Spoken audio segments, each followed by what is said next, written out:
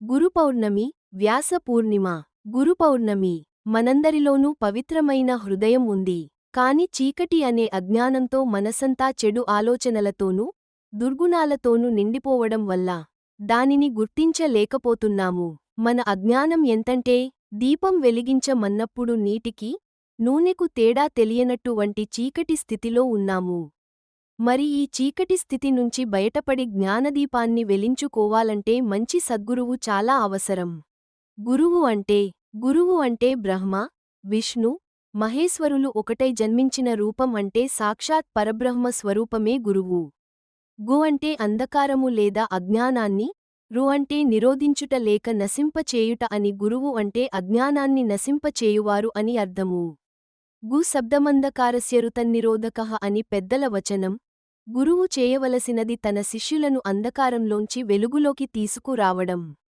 ఈ భౌతిక జగత్తులో ఏ మానవుడూ సంసారయాతనలు అనుభవించకుండా చూడటం ఆ గురువు కర్తవ్యం. ఆ గురువు సాన్నిధ్యంలో కామక్రోధ, లోభ, మోహ, మద, మాత్సర్యాలు అనే దుర్గుణాలను, అహంకారాన్ని విడిచిపెట్టి ధ్యాన సాధన చేస్తే హృదయం పవిత్రమవుతుంది.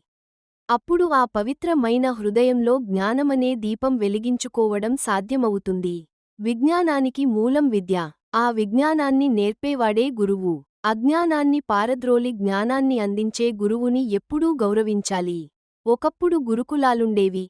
వాటిలో చేరిని విద్యార్థులకు తల్లి తండ్రి అన్నీ తామే అయ్యేవారు గురువులు. మాతృదేవోభవ, పితృదేవోభవ, ఆచార్యదేవోభవ అంటారు. తల్లి తండ్రి తరువాత స్థానం గురువుదే. గురుబ్రహ్మ, గురుర్విష్ణుః, గురుర్దేవో మహేశ్వరః, గురుస్సాక్షాత్ పరబ్రహ్మ తస్మై శ్రీ గురవే నమః.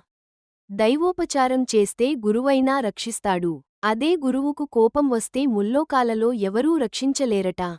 అందుకే సమస్త విద్యలను నేర్పే గురువుకు, జ్ఞానాన్ని అందించే గురువుకు సేవచేసి, గురుకృప పొంది మహనీయులైనవారు ఎందరో ఉన్నారు.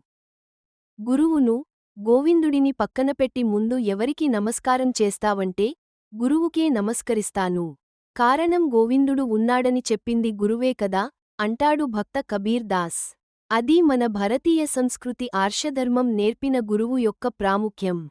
కాబట్టి గురు పౌర్ణమి నాడు ప్రతి ఒక్కరూ గురువుల్ని సేవించాలి. గురువును, గోవిందుడిని పక్కనపెట్టి ముందు ఎవరికి నమస్కారం చేస్తావంటే, గురువుకే నమస్కరిస్తాను. కారణం గోవిందుడు ఉన్నాడని చెప్పింది గురువే కదా అంటాడు భక్త కబీర్ దాస్. అది మన భారతీయ సంస్కృతి ఆర్షధర్మం నేర్పిన గురువు యొక్క ప్రాముఖ్యం. కాబట్టి గురు పౌర్ణమి నాడు ప్రతి ఒక్కరూ గురువుల్ని సేవించాలి. ఆ గురువు సాన్నిధ్యంలో కామక్రోధ, లోభ, మోహ, మద, మాత్సర్యాలు అనే దుర్గుణాలను, అహంకారాన్ని విడిచిపెట్టి ధ్యాన సాధన చేస్తే హృదయం పవిత్రమవుతుంది. అప్పుడు ఆ పవిత్రమైన హృదయంలో జ్ఞానమనే దీపం వెలిగించుకోవడం సాధ్యమవుతుంది. విజ్ఞానానికి మూలం విద్య. ఆ విజ్ఞానాన్ని నేర్పేవాడే గురువు. అజ్ఞానాన్ని పారద్రోలి జ్ఞానాన్ని అందించే గురువుని ఎప్పుడూ గౌరవించాలి. ఒకప్పుడు గురుకులాలుండేవి. వాటిలో చేరిని విద్యార్థులకు తల్లి తండ్రి అన్నీ తామే అయ్యేవారు గురువులు. మాతృదేవోభవ, పితృదేవోభవ, ఆచార్యదేవోభవ అంటారు. వ్యాస పూర్ణిమ నాడు పఠించవలసిన శ్లోకం. వ్యాసాయ విష్ణురూపాయ వ్యాస రూపాయ విష్ణవే నమో వై బ్రహ్మనిధయే. వాసిష్ఠాయ నమో నమః. లోకానికంతటికి జ్ఞానాన్ని అందించిన గురువు వ్యాసుడు కాబట్టి వ్యాసుని జన్మతిథి అయిన ఆషాఢ్ శుద్ధ పూర్ణిమను గురుపూర్ణిమగా జరుపుకోవడం ఆచారమైనది.